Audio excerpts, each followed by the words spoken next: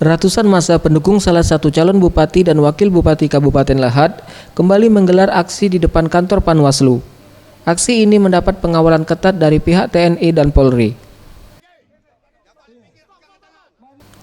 Dalam orasinya, massa menilai telah terjadi kecurangan dalam Pilkada Kabupaten Lahad. Massa juga menuding telah terjadi pelanggaran money politik oleh salah satu paslon lainnya. Hal ini memicu para pendukung salah satu calon bupati yang merasa dicurangi menggelar aksi di depan kantor Panwaslu. Massa menuntut agar Panwaslu segera mendiskualifikasi calon bupati yang terbukti melakukan kecurangan money politik dan menuntut pilkada ulang.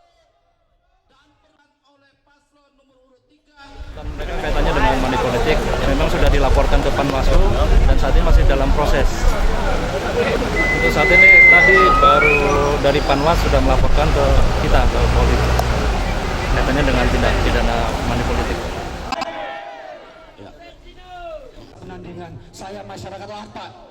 Zulfikri, Sriwijaya TV.